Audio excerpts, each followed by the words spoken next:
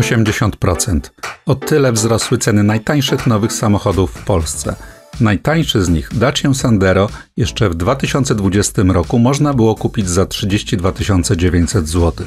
Rok później cena urosła do ponad 40 000 zł, a obecnie to już 61 300. Oznacza to, że cena Sandero wzrosła o 86% w 5 lat. Ceny rosną w zawrotnym tempie. Jakie inne nowe samochody można kupić, dysponując budżetem 60-70 tysięcy złotych? Tego dowiesz się z tego filmu.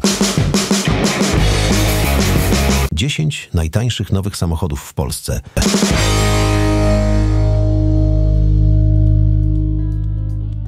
Bez budżetu rzędu 60-70 tysięcy złotych nie ma co się wybierać po nowy samochód. W końcu trzeba jeszcze wykupić ubezpieczenie i zarejestrować pojazd, a to oznacza wydatek kolejnych tysięcy złotych. Jednak, jeśli dysponuje się taką kwotą, wybór jest nawet całkiem spory. Przeszliśmy się po salonach i oto udało nam się znaleźć 10 samochodów, które można obecnie nabyć we wspomnianym budżecie. Ale uwaga, zastrzeżenie. Ceny zmieniają się szybko. Niestety głównie rosną, ale zdarzają się także miłe niespodzianki. Warto też pamiętać, że ceny można też negocjować. Na rynku jest sporo okazji. Przedstawiamy zatem ceny wyjściowe najtańszych aut, jakie udało nam się znaleźć. Dacia oferuje dwa modele w tym budżecie: Sandero i Sandero Stepway. Sandero nie bez powodu jest najpopularniejszym nowym samochodem w Europie. To po prostu świetna oferta. Przestronny samochód miejski o długości 409 cm, który w najnowszym wydaniu nie razi już oszczędnościami na wykończeniu czy montażu, a kosztuje zdecydowanie mniej od rywali. Nowe auta można zamawiać od 61 300, a zeszłoroczne kosztują nawet 60 300 zł. Dostaje się za to silnik benzynowy 1.0 turbo o mocy 90 koni i wyposażenie obejmujące m.in. tempomat, czujniki cofania czy dość bogaty zestaw systemów bezpieczeństwa, ale bez klimatyzacji. 8-9 tysięcy więcej kosztuje odmiana Stepway z podwyższonym zawieszeniem. Solidne 20 cm prześwitu bardzo ułatwia eksploatację na drogach niższych kategorii, ale i w usianym wysokimi krawężnikami mieście. Wyposażenie jest tak samo skromne jak w Sandero. Pod maską też to samo, czyli 3-cylindrowy silnik 1.0 turbo o mocy 90 koni. Cena to 68 tysięcy za auta z rocznika 24, nowe zamawia się od 69 tysięcy złotych. Hyundai jest mniejszy od Daci. To samochód klasy mini, mierzący 367 cm, wyposażony jest w litrowy silnik o mocy 63 koni. i10 jest wyjątkowo dojrzały jak na swoje rozmiary, nie wyglądający zabawkowo ani w środku, ani na zewnątrz. W dodatku wyposażony lepiej niż Sandero, m.in. w klimatyzację, kamerę cofania, dzieloną kanapę, a nawet system multimedialny z 8-calowym ekranem i fabryczną nawigacją. A to wszystko w aucie kosztującym zaledwie 62 900 zł. Przynajmniej jeśli chodzi o egzemplarze z poprzedniego rocznika. Ceny nowych rozpoczynają się od znacznie wyższej kwoty – 69 300. Kolejna propozycja to Mitsubishi Space Star. Nieduże Mitsubishi liczy tylko 385 cm długości, to już dość leciwa konstrukcja. W obecnej odsłonie debiutowała w 2012 roku, ale od tego czasu była kilkakrotnie modernizowana. Napędza je 71-konna jednostka 1.2, a jego wyposażenie nie zawiera tempomatu, czujników cofania, a nawet radia. Systemów bezpieczeństwa też nie ma tu za wiele. Za to ten samochód okazuje się prosty i niezawodny, a do tego ma atrakcyjną cenę – niecałe 65 tysięcy złotych. Ale jest haczyk, dotyczy ona aut wyprodukowanych w 2023 roku. Kolejną propozycją w budżecie pomiędzy 60 i 70 tysięcy złotych jest Fiat Panda.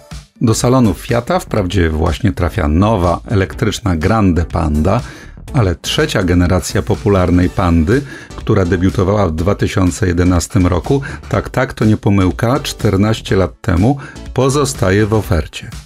To 387 cm auto otrzymało nową wersję nazwaną Pandina z cyfrowymi wskaźnikami i bardziej zaawansowanymi systemami wsparcia, lecz kosztuje ona już 85 tysięcy złotych.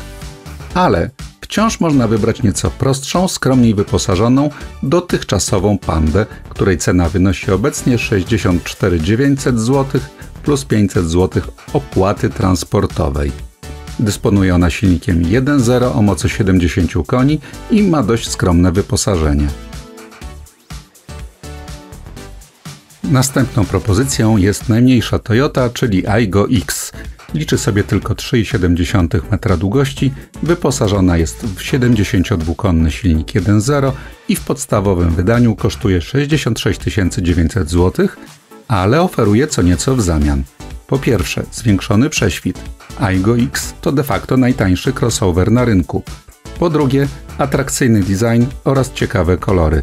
A po trzecie, bogate wyposażenie seryjne, na które składają się dwuosiowa regulacja kierownicy, u większości konkurentów ustawia się ją tylko w pionie, system multimedialny z kamerą cofania, a do tego pełen zestaw systemów bezpieczeństwa, w tym nawet aktywny tempomat.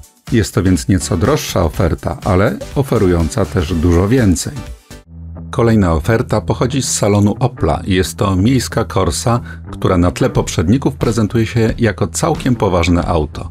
Mierzy ponad 4 metry, zapewnia sporo miejsca w kabinie i w bagażniku, a do tego seryjnie oferuje sporo elementów niedostępnych w mniejszych samochodach, np.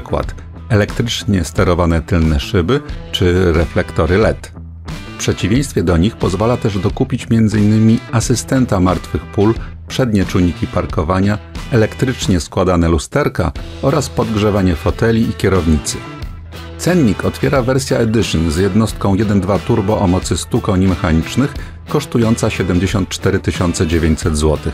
Ale auta z rocznika 2024 można jeszcze kupić już od 66 900 zł za wersję z silnikiem 1.2 o nieco mniejszej mocy 75 koni mechanicznych. Oferta Opla jest najtrudniejsza do odkrycia, bo i strona marki jest najgorsza ze wszystkich tu omawianych. Łatwiej znaleźć ciekawą ofertę na Otomoto niż na stronie firmowej marki, która promuje głównie elektryczne Corsy za 125 tysięcy złotych. Dopłacając do Opla Corsy 550 zł można nabyć jednego z jej najbliższych rywali. Mająca 411 cm długości Skoda Fabia jest obecnie do zamówienia od 73 450 zł za wersję z silnikiem 1.0 o mocy 80 koni. W przypadku gotowych egzemplarzy wyprodukowanych w ubiegłym roku kwota ta maleje do dużo atrakcyjniejszych 67 tysięcy złotych. Otrzymuje się za to obszerne wnętrze, duży bagażnik oraz całkiem bogate wyposażenie, a do tego sporo rozsądnie wycenionych opcji. Do grona najtańszych nowych aut w Polsce zalicza się także najmniejszy model Kii, czyli Picanto. Wyróżnia się małym nadwoziem liczącym sobie zaledwie 3,6 metra, w którym udało się jednak wygospodarować wystarczająco dużo miejsca dla 4 dorosłych osób. Kokpit jest też jakby z większego samochodu, a tym bardziej wyposażenie. Maleńka Kia już w bazowej wersji za 68 tysięcy złotych standardowo oferuje nawet nawigację, a także 4 elektryczne sterowane szyby, diodowe światła, kamerę i czujniki cofania oraz wiele innych interesujących opcji. Tylko silnik jest tu zdecydowanie na miarę klasy mini. 3 cylindry, litr pojemności i moc tylko 63 konie. Dziesiątkę najtańszych nowych samochodów na naszym rynku zamyka francuska nowość Citroën C3 z ceną 69 900 zł. Model C3 w najnowszym wydaniu zmienił się w duchu panującej mody. Teraz to nie hatchback, lecz crossover. Zachował ciekawą kolorystykę i miejskie rozmiary, które nadal nie przeszkadzają mu oferować przestronnego wnętrza. 3-cylindrowa turbodoładowana jednostka 1.2 dostarcza 100 koni mechanicznych mocy, a wyposażenie jest całkiem przyzwoite.